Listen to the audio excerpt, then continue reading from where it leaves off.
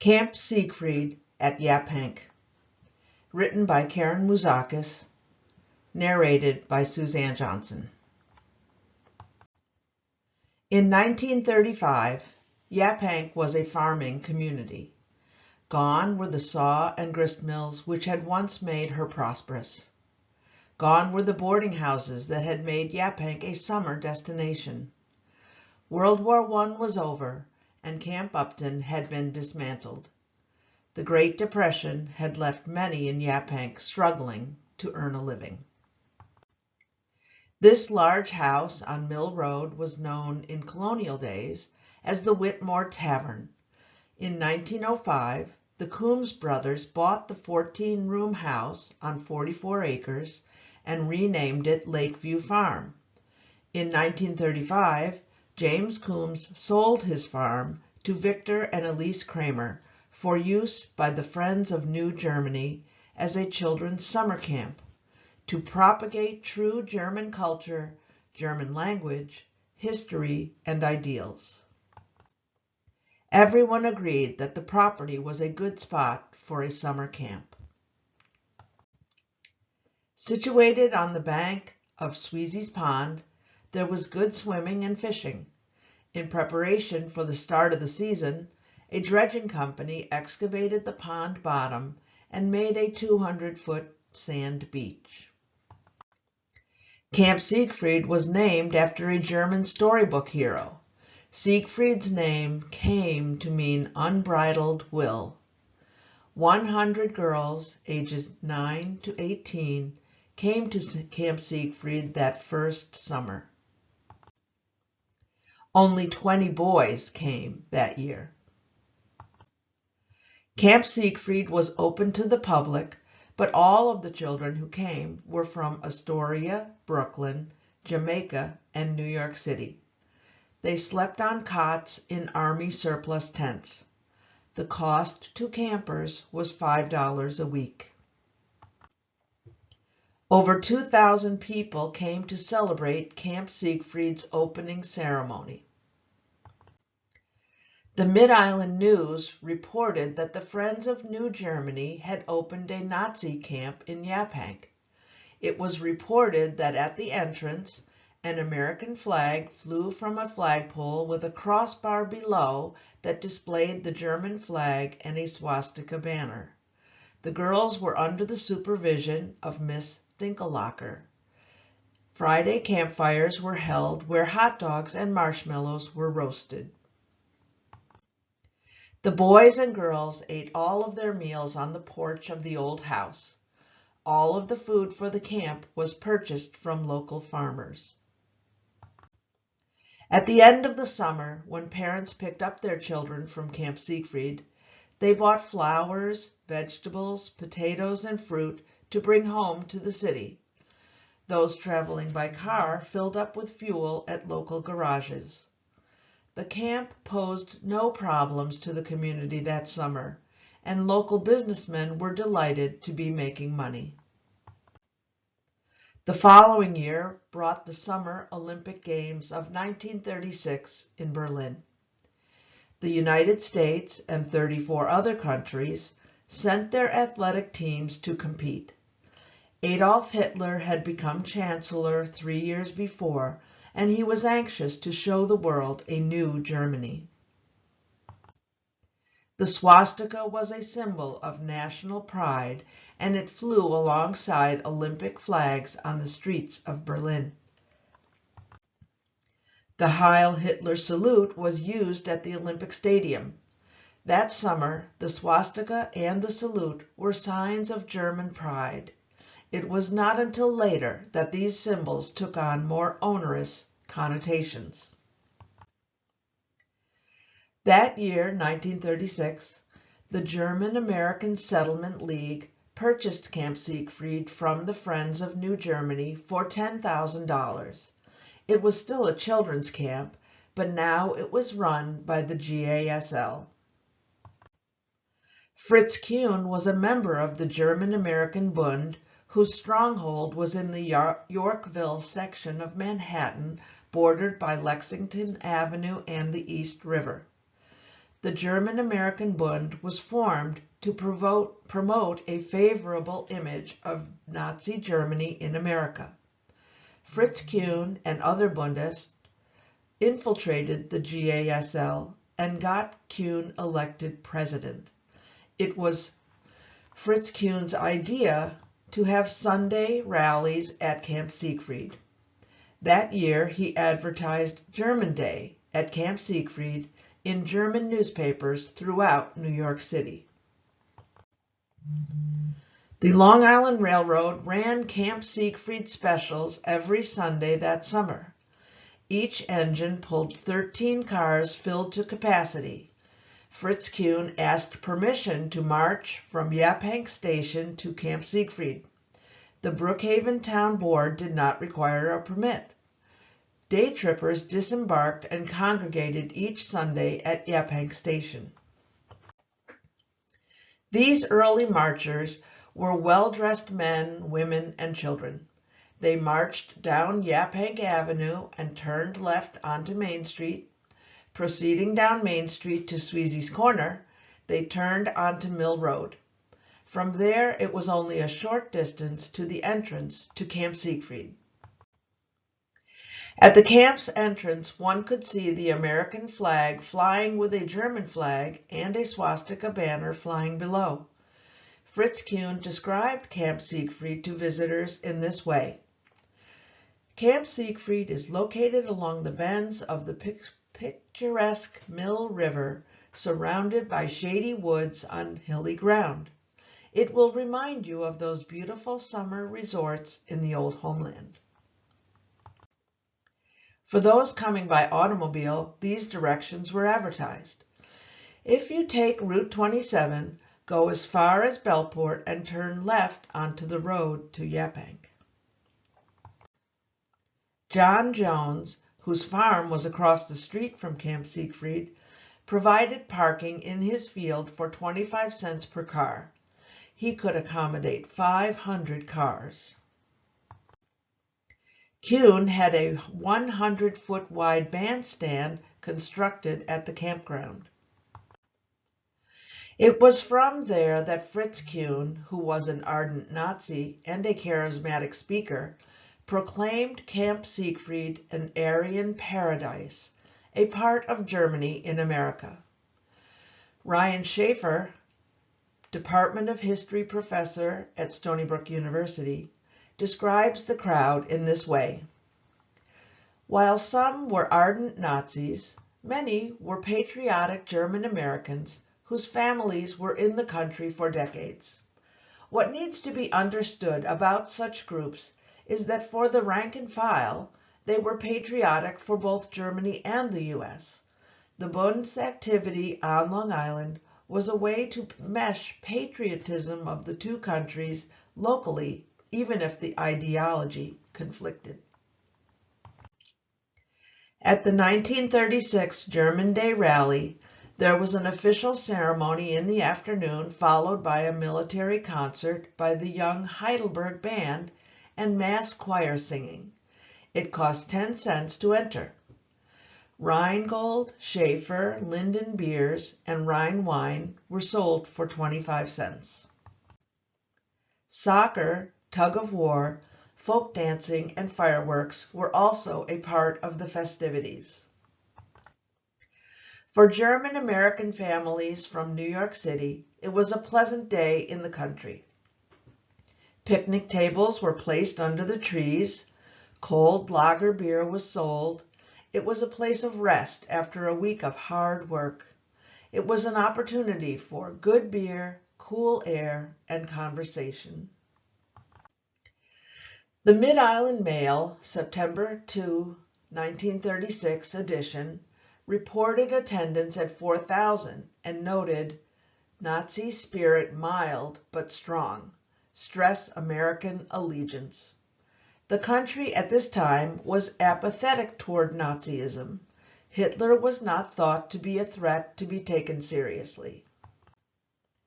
The restaurant and lodge at Camp Siegfried was leased and run by a member of the Jamaica Bund unit. Visitors bought a 35-cent ticket for a blue plate special consisting of sauerbraten, red cabbage, sauerkraut, or potato balls.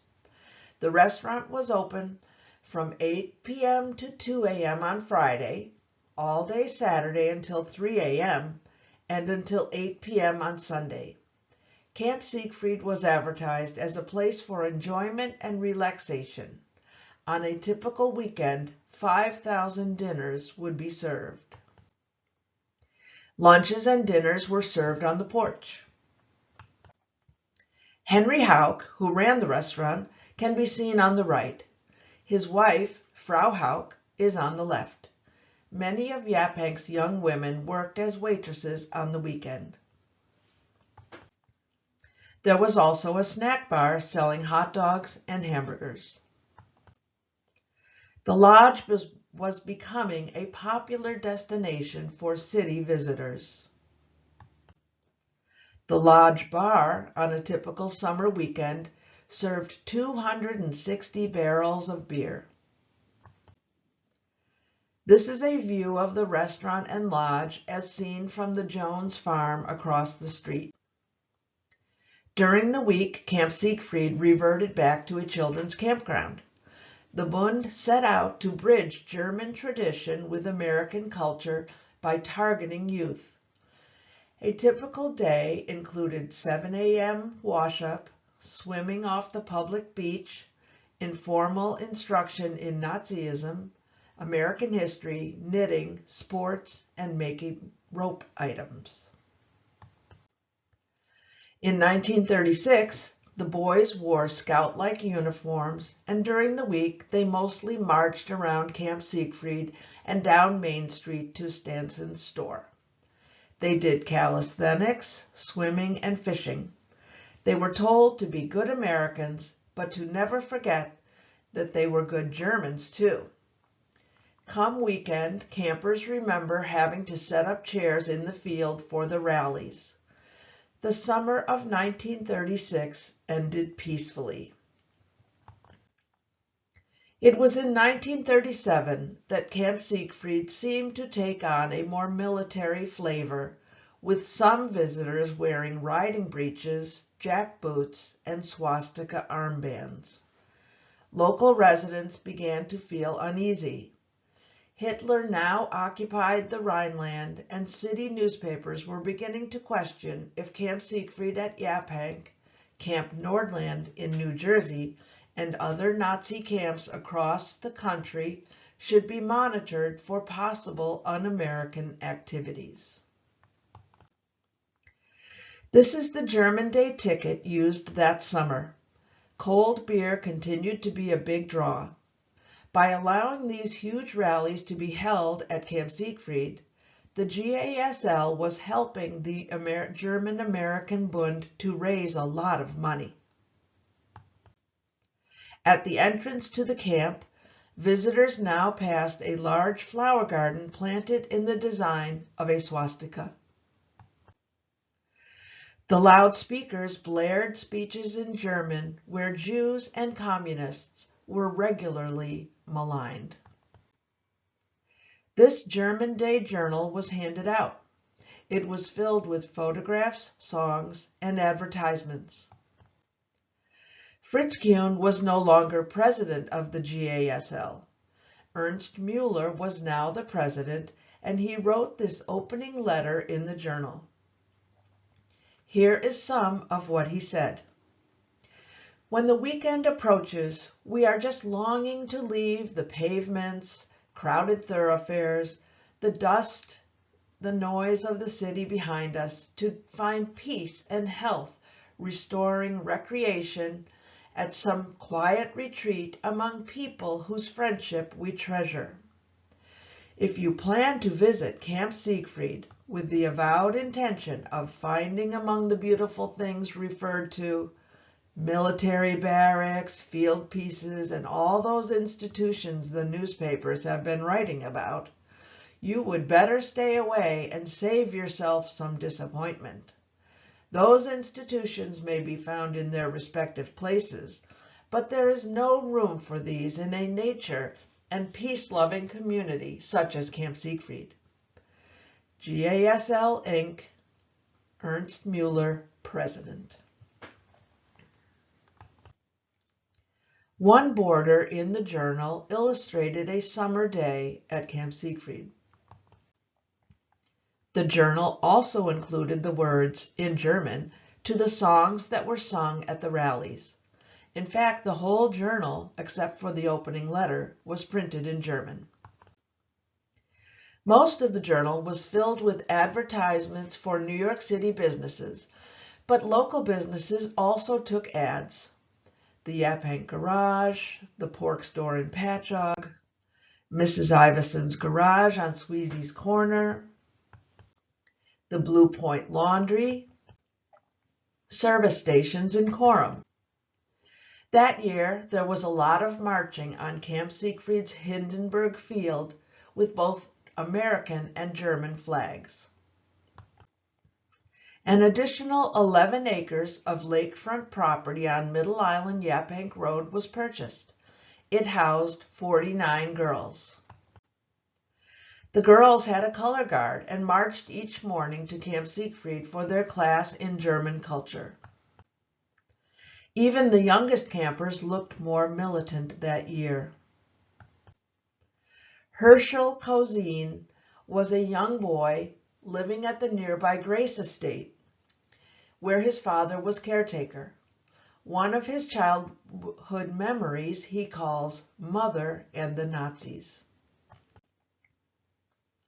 This is the gist of the story. He and his mother were driving to Stanson's store on Main Street in their big green Graham Page automobile. It was their daily routine, but for the past few mornings, Mrs. Kozin was running into the same problem. The road was blocked with Camp Siegfried kids marching down the middle of Main Street. His mother beeped the horn and yelled for them to let her pass. They ignored her as they had on the previous mornings. Taking matters into her own hands, she nudged the car's big bumper into the back row of marchers.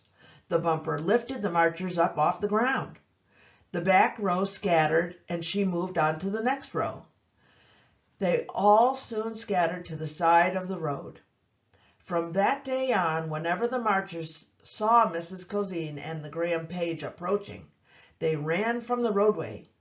Blocked roads in the village occurred now not only on weekends, but they had become a daily nuisance for all. Swimming at Sweezy's Pond was also becoming a problem. City visitors crowded into the pond each weekend, chasing local kids out of the water, while the visitors staged swimming races. During the week, there were confrontations between the Siegfried campers and the local kids. George J. Wagner, a builder from Jamaica, bought land he called Linden Park near Camp Siegfried. In August of 1937, he advertised a new German settlement in the making at Yaphank, Long Island. Only $69 a half acre. You needed only $20 cash and $5 per month until paid. The development was on 40 acres adjoining Camp Siegfried. This street plan shows thoroughfares named Hindenburg Street, Gehring Street, Goebbels Street, Adolf Hitler Street, German Boulevard, and Westphalen Street. The locals grew concerned that Yaphank was being turned into a German village. The development at Linden Park brought many German-American families. All through 1938 and 1939, bungalows sprang up in what is known today as German Gardens. Nearby, at the GASL's Camp Siegfried, families could build and own bungalows, but never the land. The land remained under the ownership of the GASL. Here are some weekenders building a foundation. Camp Siegfried was a lovely spot for summer bungalows. This bungalow has Lindenhurst written above the door. A house at Camp Siegfried. Dormitories were built at Camp Siegfried for those who just wanted to spend a weekend. The German-American work ethic was stressed. Building the dormitories was considered a good, healthy outdoor activity. Here, the 40 by 100 Brooklyn building is being built. Members purchased beams and their names were burned into the wood. Labor was supplied by members who would work weekends during their free time. This is Jamaica House. New York House would follow. The rallies continued to be popular events, bringing thousands to Yaphank each Sunday. As Camp Siegfried became more militant and the speeches there became more inflammatory, the people of Yaphank grew more concerned. Even wakes for German-American Bund leaders were occasionally held at the lodge there. Justice of the Peace Gustav Neuss was of German descent, but from the beginning he was opposed to the Camp Siegfried rallies. He said this about the camp. When it was first mentioned several years ago, I visualized a group of Germans of my father's type, but they have turned out to be a bunch of Hitlerites. Noting Judge Neuss's complaints, the Brookhaven Town Board authorized the assignment of several more police officers for Sunday duty at Yaphank. Marching and carrying banners bearing swastikas was not against the law. Both were protected by the First Amendment. The summer of 1937 ended peacefully, but Yaphank was tired of being overrun all summer. They were becoming more uneasy with the militant marches. Some marchers now wore black shirts. The stepped-up presence of the Brookhaven Town Police, requested by Judge Neuss, now made the visitors march single file to and from the Camp Siegfried Special. There was no band music permitted near churches along the route. Fritz Kuhn responded to complaints of militarism and fears of un-American activities by constructing a cannon of juice cans and fake ammunition cases out of vegetable crates. He claimed that Camp Siegfried was being harassed and that his right to free speech was being denied. All of America was now becoming concerned about Nazism. The Lakeview Inn was built to handle some of the overflow from the Camp Siegfried restaurant. The same blue plate special was served, and the Papa music played well into the night every weekend. Each Sunday, the visitors marched to the train station and back to their homes in New York City, only to return again the following weekend. Men wearing white shirts and black boots replaced many of the family marchers. We have reviewed Judge Neuss's criminal docket for 1935 to 37, and there was not one criminal arrest of Camp Siegfried visitors. Without arrests, there was not much to be done. The people of Yaphank were looking for a way to get rid of Camp Siegfried. Rumors began to spread throughout the village. Some people were sure that munitions were stored at Camp Siegfried and that gunfire was heard coming from the camp at night. Others were sure that the attic of the girls' camp house was wired and getting wire transmissions from Germany. Judge Neuss wrote to the Justice Department asking for them to investigate Camp Siegfried for un-American activities. Camp Siegfried was raided on May 21, 1938. 6 officers of the GASL were arrested and convicted for violation of the civil rights for failure to file a roster of leaders and members with the Secretary of State in Albany. Ernst Mueller, president of the GASL, was given a 1-year sentence and fined $500. The others received suspended sentences and fines. The GASL was fined $10,000 to be paid within 45 days. Mueller wound up spending 18 days in jail. Ernst Mueller waived immunity to tell his own story to the grand jury. As a result of the court case, a large number of Bundists resigned from the GASL. No munitions were found at Camp Siegfried. The investigations found no shortwave radios in the attic of the girls' camp. Accusations that memberships in the GASL required an oath and membership in the German-American Bund was ruled untrue by Judge Taylor of the Appeals Court, who said, "I have the Constitution and bylaws of the GASL, and nowhere does it require an oath." All of the charges were thrown out on the appeal. It didn't look like Camp Siegfried was going anywhere soon. The 1938 season was just beginning, and the crowds were getting larger than ever. Yaphank's Young People's Club was asked by Judge Noose to copy license plate numbers which he sent to the U.S. Marshal in Patchogue, who forwarded them to the FBI.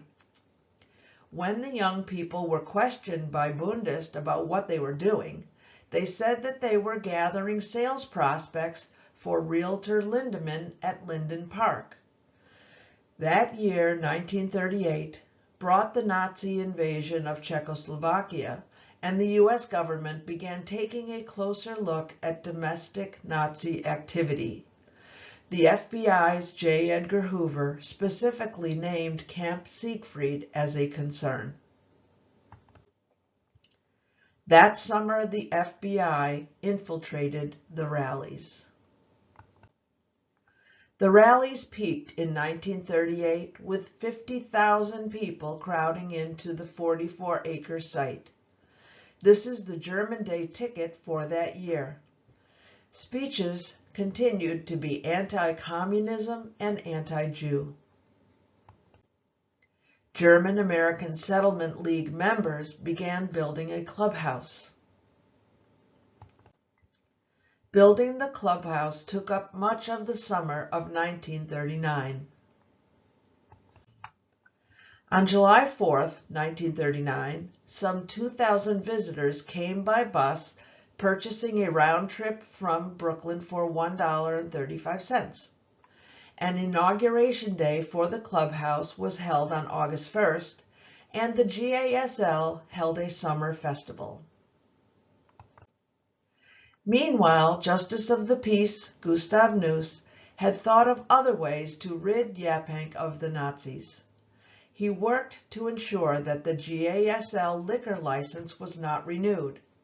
He also asked the Brookhaven Town Board to deny a rezoning application that requested zoning changes to permit smaller lot sizes at Camp Siegfried.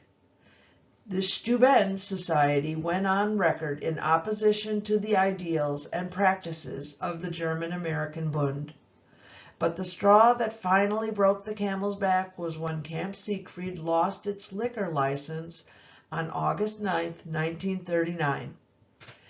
The GASL appealed twice, promising to terminate the camp's military character and inflammatory speeches. Both appeals were denied. Then, Hitler invaded Poland in September of 1939. On the day following the invasion, attendance fell to 50 from 10,000 the week before. The invasion of Poland brought about a drastic change in attitude toward Nazism in America. Camp Siegfried was no longer a tourist attraction for New York City. With the loss of his liquor license, Henry Houck figured he was losing $500 a day during the summer season. He could no longer make money in Yaphank. He moved back to Brooklyn and opened a restaurant. By 1940, the GASL had severed all ties with the Bund, and in June of that year, local papers reported that the Bund had moved from Yaphank to Wyandanch. The Nazis were finally gone from Yaphank. Fritz Kuhn was arrested in November of 1939 for larceny and perjury. He had embezzled money from the German-American Bund, and the U.S. government tried him for it. He was sent to Sing Sing for 2.5 years and spent the war years in a detention camp. He lost his U.S. citizenship and was deported in 1945. Only the German-American families who had built cottages were left at the German-American Settlement League. There were about 80 bungalows. Those families continued to enjoy their summer homes until 1941. When the U.S. declared war in 1941, the alien property custodian took over the GASL as an enemy asset. The final deposition of the property would be made at the conclusion of the war. The U.S. government leased the lodge to Jacob Ruhl to be used as a hotel. The Pine Hotel opened that year, but because of its association with Nazism, no one wanted to stay there, and it closed in 1942. Later that year, it mysteriously caught fire and burned to the ground. In August of 1941, the developer filed a new amended street map for German Gardens. German Boulevard remained, Adolf Hitler Street became Park, Goebbels North Side, Goering Oak, Berliner Center Garden, Hindenburg Broad, Westphalen Martin. Years later, in 1995, legislator Herb Davis brought a resolution to the Suffolk legislators for the removal of pro-Nazi references on the subdivision records from original documents.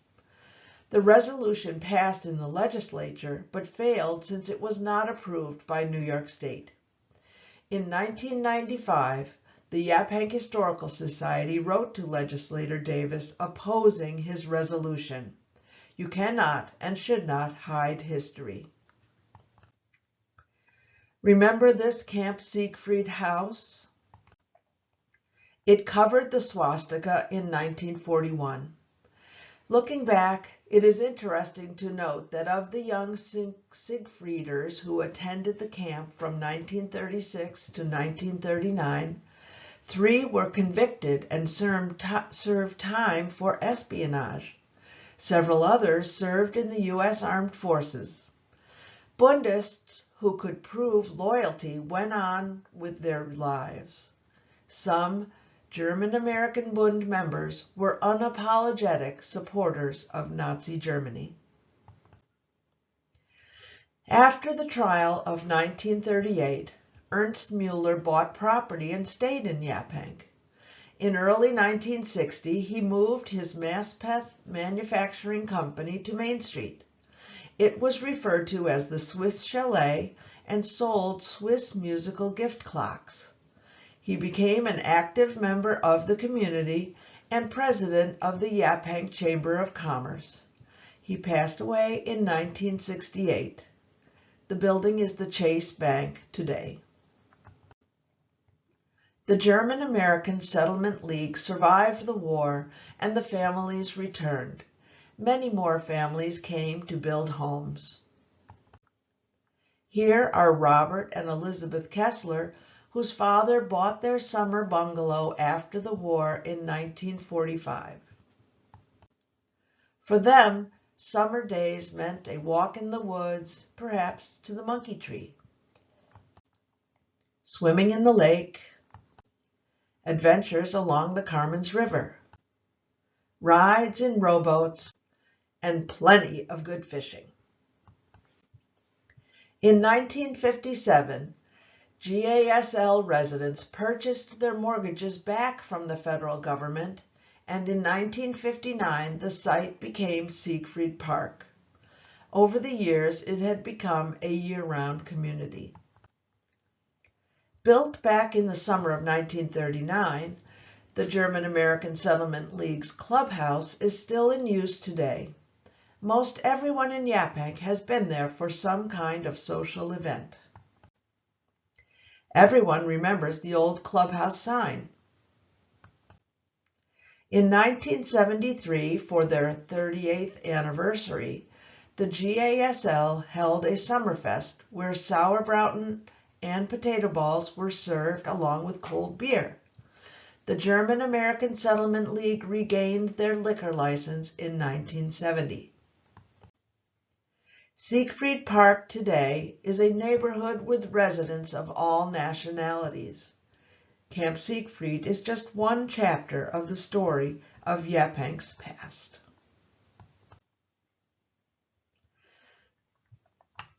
Recorded and produced by Karen Mouzakis, historian, Yaphank Historical Society, in May of 2014.